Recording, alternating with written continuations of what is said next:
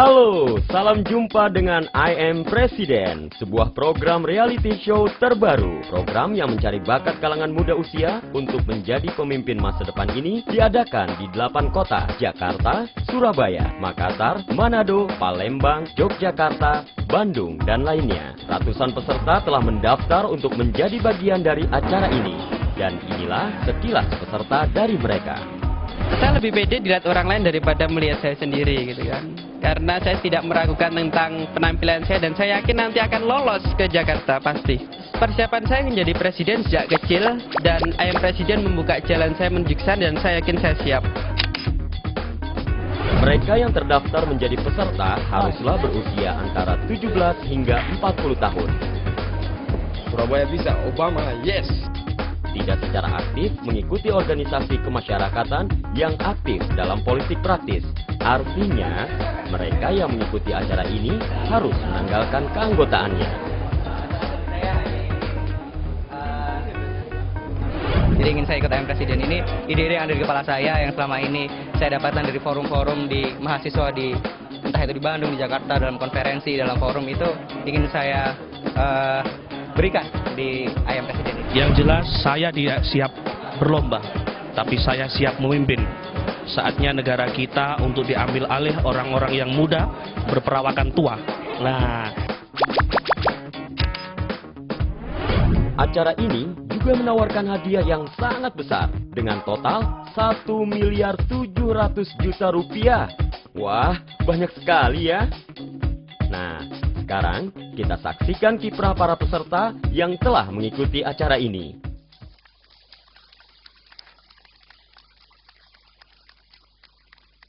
Assalamualaikum warahmatullahi wabarakatuh.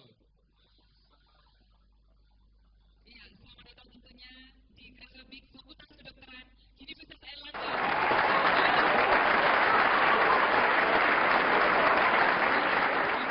Beberapa finalis untuk sesi pertama ini.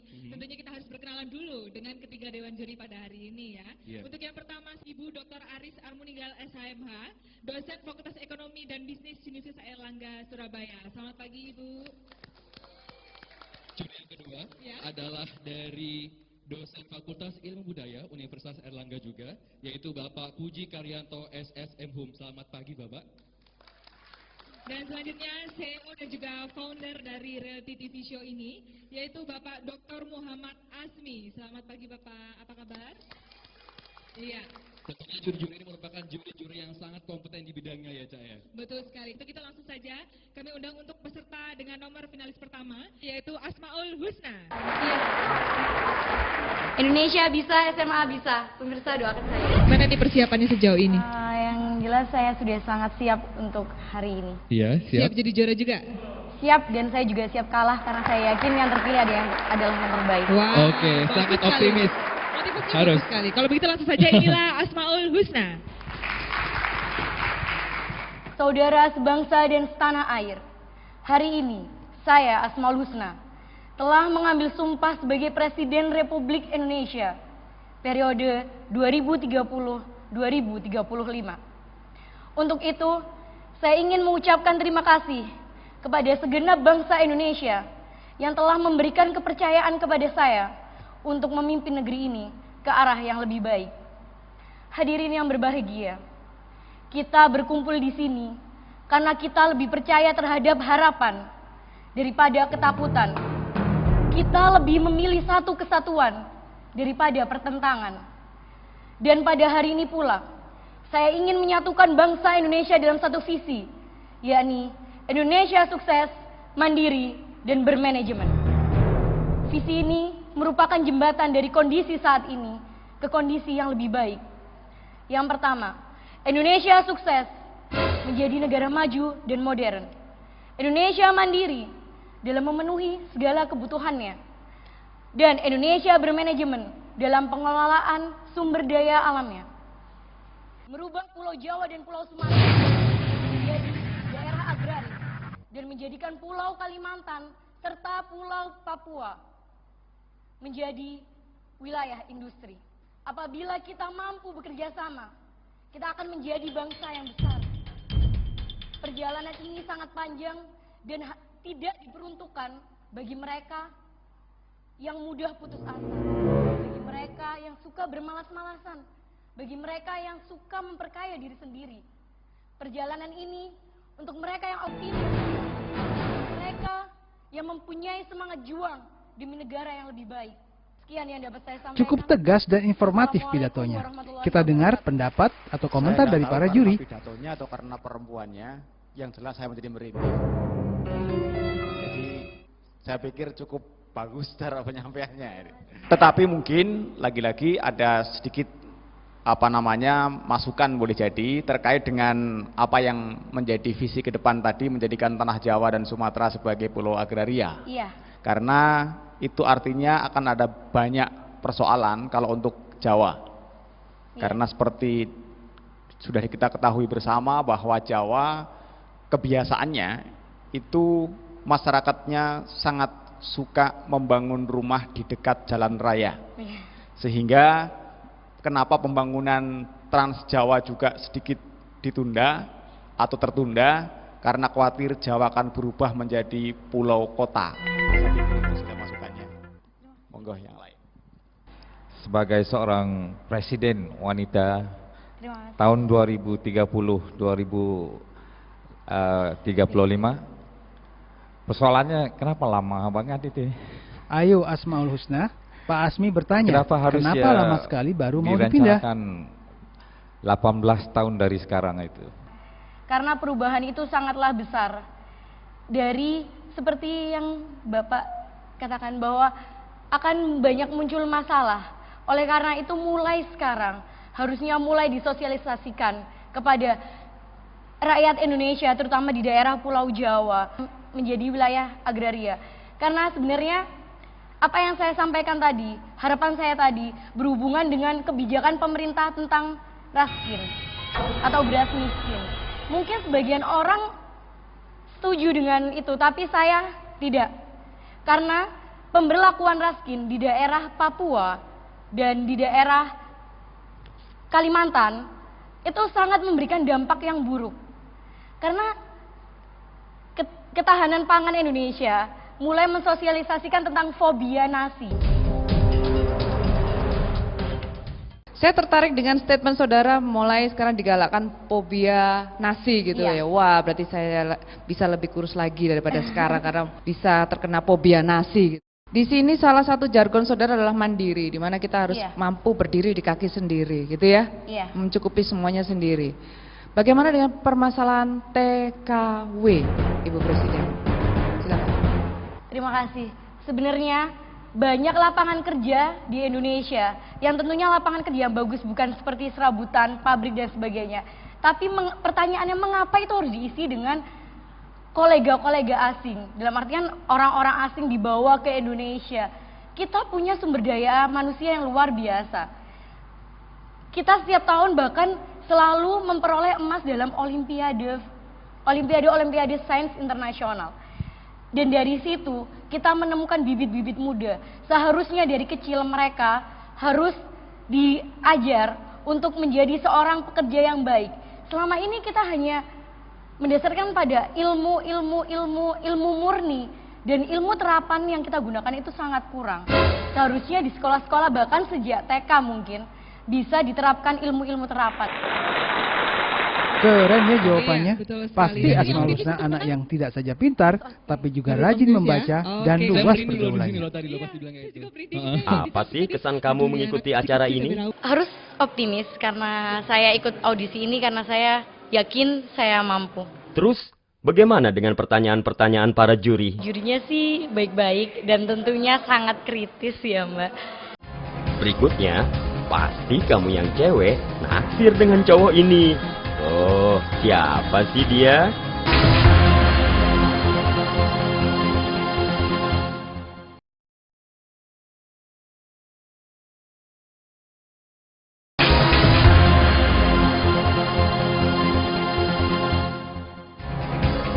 Masih di I Am Presiden, dan inilah peserta berikutnya. Pemirsa, doakan saya. Ya, inilah Akif Al-Fatih. 66 tahun kita sudah merdeka. Sejak Soekarno dan Hatta membacakan proklamasi pada 17 Agustus 1945. Tetapi dalam kemerdekaan politiknya, Indonesia belum mampu menciptakan kesejahteraan bagi rakyatnya, belum mampu memeratakan pembangunannya. Singkatnya, Indonesia belum merdeka ekonominya. Kita akan bisa sadar dari penjajahan-penjajahan gaya baru yang dikemas sedemikian cantiknya, sehingga kita tunduk terhegemoni, padahal pada inti kejahatannya adalah sama. Saudara-saudara sekalian, untuk pembangunan Indonesia ke depan, tidak ada cara lain selain nasionalisme. Nasionalisme adalah hal mutlak bagi kita. Nasionalisme harus kita bakar dalam dada kita masing-masing, kita aplikasikan dalam kehidupan kita dalam berbangsa dan bernegara, terutama dalam pembangunan ekonomi kita. Pertama-tama, kita akan bangun ketahanan pangan kita. Kita akan optimalisasi produksi pangan kita. Kita akan garap lahan-lahan kita yang sangat luas ini, sehingga produksi pangan kita bisa terpenuhi. Kita harus turun ke desa-desa, menghayati persoalan yang nyata. Kita harus mengenali masalah kita Akif sendiri rupanya dan sadar menemukan ada solusinya penjajahan ekonomi yang dibungkus Saudara-saudara menarik sekalian, sehingga bangsa ini tergantung pada produk bangsa yang lain. kedua, untuk Padahal pembangunan ekonomi Indonesia kan negara kaya raya adalah akan sumber daya nasionalisasi alam dan perusahaan-perusahaan juga asing, manusia. terutama pada bidang energi dan bidang sumber daya mineral. Sumber daya energi kita seperti minyak dan batu bara pada dasarnya adalah pemberian Tuhan untuk negara kita. Oleh sebab itu harus dikelola oleh negara demi kepentingan rakyat Indonesia. Dalam melakukan pembangunan tadi, kita akan menemui banyak rintangan, tetapi kita tidak akan pernah menyerah. Seperti Bung Tomo pernah berkata, selama banteng-banteng Indonesia masih memiliki darah merah yang bisa membuat secari kain putih menjadi merah dan putih, maka selama itu kita tidak akan pernah menyerah. Terkait dengan penggunaan teknologi tinggi untuk pertanian tadi, masihkah Bapak akan melanjutkan kebijakan terkait dengan sembako murah? Padahal kalau menggunakan teknologi tinggi, otomatis berbiaya tinggi, dan kalau sembako dimurahkan, maka kawan-kawan saya petani akan selalu tidak pernah merasa beruntung menjadi petani. Itulah tadi yang saya sebut sebagai sinergi. Saya maksudkan adalah sinergisitas antara optimalisasi dengan efisiensi. Bahwa ketika supply naik, maka supply lebih tinggi daripada demand, maka harga akan turun. Dan itu akan sebuah keniscayaan ketika kita bisa memproduksi pangan dengan luar biasa banyak. Tapi biaya produksi naik, Pak Presiden. Jangan lupa gula kita dengan gula Thailand, murahan gula Thailand. Sehingga banyak cara orang berpikir kemudian ngono mending tuku daripada nandur. Kira-kira begitu, Berikutnya Pak pertanyaan dari Dr. Asmi. Apakah strategi Anda sebagai seorang presiden untuk memajukan negara Anda dan memakmurkan rakyat Anda? Ya. Kalau ditanya strategi itu yang saya sampaikan dalam pidato tadi, itu termasuk dalam salah satu strategi saya. Kemudian kalau ditanya soal breakdown-nya, soal lebih Ya, spesifik ya. soal lebih detailnya, Yang Anda tekan lebih kepada agenda apa? Pembangunan ekonomi, pembangunan politik, penyatuan pembangunan ekonomi. Tidak adanya political will yang kuat untuk membangun ekonomi menjadi negara yang maju. Saya garis bawahi, maju di sini tidak hanya yang syukur makan, nggak hanya syukur membangun, tidak hanya syukur bertahan, tetapi benar-benar menjadi negara yang maju, menjadi pemimpin dunia. Apa kita bisa? Kita sangat bisa. Gitu dong calon pemimpin masa depan. PD itu mesti. Congrats ya Akif. Alamin selesai. Jurinya bisa menangkap apa yang saya sampaikan dan memberi saran yang baik. Jatuh bangun aku mengejarmu. Wah, yang ini suaranya merdu juga. Kira-kira pidatonya bagaimana ya?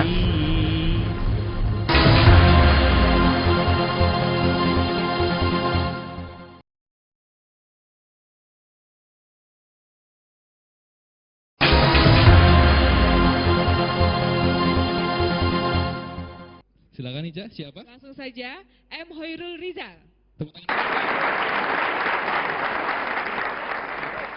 Pak, ganteng sekali Pak. Abis ini foto sama saya Pak ya? Jangan dipanggil Pak. Oh Pak, Mas. Beliau maunya dipanggil Mas. Oh, Mas gitu. Hoirul Rizal, apa kabar? Alhamdulillah baik. Iya. Alhamdulillah. Ini sepertinya sangat Menarik sekali ya, karena pakai songkok dan juga orangnya bersahaja juga. Kira-kira idolanya siapa sih sebenarnya? Idola saya tetangga saya sendiri. Wih, siapa tuh? Kiai Haji Abdurrahman Wahid. Almarhum Kiai Haji Abdurrahman Wahid ya. Memang mirip ya. Sosok yang sangat fenomenal di Indonesia ya, Cak ya. Oke, semoga juga pidato presidennya, pidato kepresidenannya hari ini dari Mas yang masih muda di sebelah saya ini juga bisa fenomenal. Betul sekali. Kita tunggu makanya ya. Oke. Sudah siap? Sudah siap? Langsung saja. Baik, ini dia penampilan dari M. Hoirul Rizal. Saudara-saudaraku sekalian sebangsa dan setanah air. Baik dan buruknya negeri ini adalah tergantung kepada kita semuanya. Kita memiliki kekayaan, keanekaragaman. Dari Papua kita memiliki tambang emas yang sangat melimpah, bahkan terbaik di dunia. Di Kalimantan kita memiliki hamparan tambang batu bara yang sangat luas. Di Jawa kita memiliki blok cepu yang di dalamnya terdapat surga migas. Tetapi saudaraku, sampai saat ini Indonesia masih mengalami satu krisis energi. Padahal kita kaya akan potensi energi tersebut. Saudaraku, terlalu banyak potensi sumber daya alam dan energi kita terbawa kepada negeri asing. Sebagai seorang presiden, sudah saatnya saat ini kita melakukan nasionalisasi pengelolaan aset dan sumber daya alam di Indonesia. Semuanya adalah kita kembalikan lagi untuk kepentingan masyarakat dan kesejahteraan masyarakat Indonesia. Ini yang akan saya tawarkan kepada saudaraku sekalian. Peran pemerintah harus kita tingkatkan, regulasi kita tingkatkan, dan pemerintah harus menjamin satu ketahanan pangan bagi masyarakatnya. Dan ini semuanya adalah untuk kesejahteraan masyarakat Indonesia. Yakinlah, pasti kita akan bisa. Sekali bisa, pasti kita bisa.